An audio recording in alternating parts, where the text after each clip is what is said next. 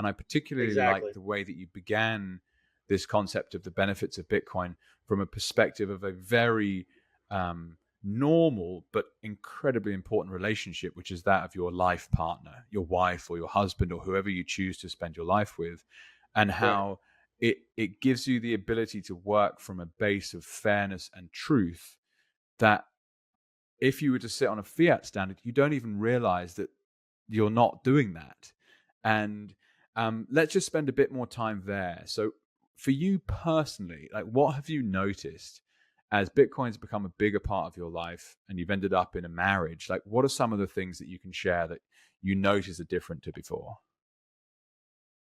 Well, so like different in terms of like how our relationship functions, or Well, in honestly, contrasting anything that to. comes to mind in a sense, but it's, I know how I used to feel when I was chasing dollars, and I Hmm, know how I feel now when I have Bitcoin as a large part of my wealth, yeah, and they're a complete world apart. And yeah, yeah, I just think that's fun for people to think through. And if they're not as far along on this journey, it's like, where do sure, I get to if I choose to do what these guys are doing? yeah, And it's about how you feel. yeah. Well, so to put it simply, I'd say that there's two sides of it. There is, like you mentioned, the emotional side, but there's also the time side. So, like one of the points I make in the book, and which is totally valid, and I can give you examples in our marriage. We we got married over 3 years ago, 3.5 years ago, and uh, and almost immediately moved to Sweden for 6 months.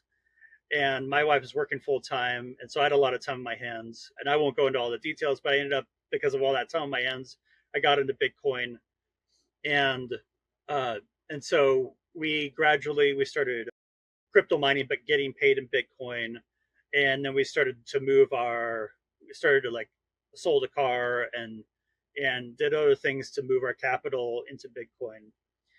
And when we got married, I published two books, and she had worked on a book, but then after getting married, she was able to finish her first novel. I've finished two books since then, and the reason we were able to do that is because, uh, yes, I have like now like three businesses or four, but because we kept our money in Bitcoin, it appreciated at something like, I don't know, 60 to 100% a year. And so we would work like 2 or 3 months, and then we take a few months off. And because of that, uh, we were able to not only take the 2 or 3 months necessary to write our books, we were able to set up our home here in Arizona, because Bitcoin just, I mean, it has the volatility, but it continues year over year basically to appreciate. And we're big believers in, I mean, debt's not evil, but we just prefer not to be in debt.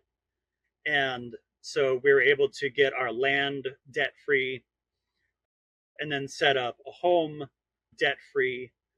And then we continue, in some sense, even to this day, because of Bitcoin and its quality of appreciation. It gives us the freedom of time, the time autonomy to, and the flexibility to make choices that other people can't make. If we had a 30-year mortgage and a couple of car payments and like the commensurate expensive insurance on all these things, et cetera, we have no time freedom. We have like zero time Mm. freedom. But because we personally have values for frugality and keeping our expenses low and saving in Bitcoin, that gives us, like, our expenses are less than $500 a month. So or actually less. Well, it's, yeah, pretty low. But anyways, um, so Bitcoin affords us the time to uh, serve other people with our writing, to build relationships, and that's a massive quality of life increase. Um, Mm. Some people, hey, yeah, they're going to want to work 9 to 5.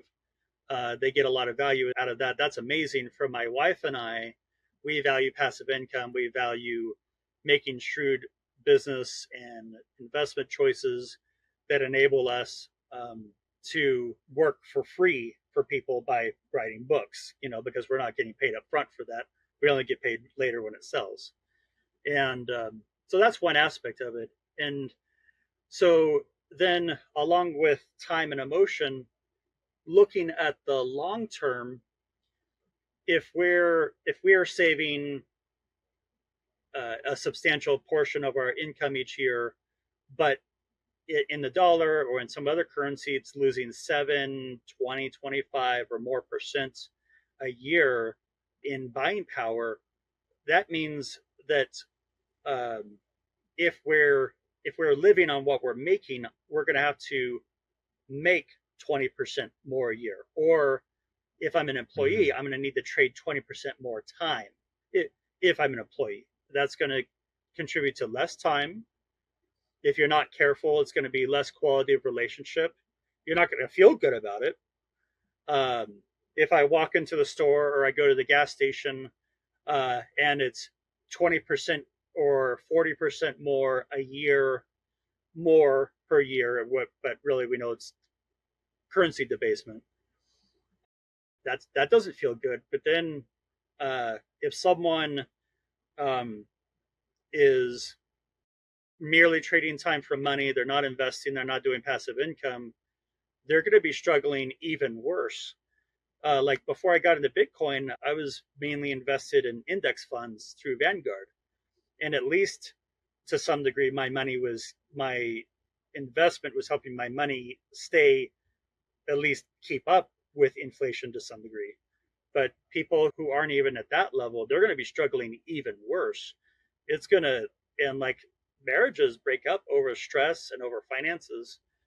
Um, Mm. and like when we went into COVID, there was way more domestic violence. There was way more stress going on. There was way more alcoholism, et cetera, et cetera, et cetera. And so when a relationship, like our relationship, I mean, it's not perfect, but our relationship is amazing. And so, but if someone is like just doing okay in their relationship, and then something like a lockdown or something like losing 20 to 40% of their buying power per year, year over year comes along, maybe that's enough stress to cause somebody to behave in ways that they wouldn't otherwise behave. Even though Bitcoin has volatility, which some people predict will decrease over time, that there may be some truth to that. But when I can predict year over year, not only will my savings, if I have like $1,000 in savings or 3 to 6 months of savings, if I can predict that my savings will not only not lose buying power, just not losing buying power is a massive win. Like just that. Mm. But Yep, agreed. if I can predict that about every year to 18 months, Bitcoin will increase 60 to 100%. Of course, some of that's inflation, but in purchasing power, relative to goods and services, housing, et cetera, et cetera. That's a massive weight off. And that might, depending on my situation, that might be able to afford me to um, go into a new business. That can afford me more time with people that I care about. So Bitcoin, one of Bitcoin's main benefits, I know I've already touched on this, but it really contributes uh, to the healthy stability in a marriage, Mm. emotionally speaking. Yeah, it's very, very important, isn't it? It's like a um, every couple should be doing this all the time, but it's like a resilient stress test. It's like Yes. what pressure can you guys take and still thrive? And Yeah. a 50% reduction in net assets, either driven by market volatility or driven by inflation, whatever it might be, that would be enough to tip most quote unquote debt slaves over the edge, right? You mentioned already Oh you yeah. might have house payments, you might have car payments, you might have insurance payments, you might have all this stuff to pay. And when the base rate of interest is put up, all of it gets more expensive, and they print money at the same time. So the purchasing power of that money is disintegrating too. Yeah. It's like a kind of it's a vortex of well, resilience is the wrong word. It's like it's a wrecking ball. And Yeah. marriage is hard enough as it is.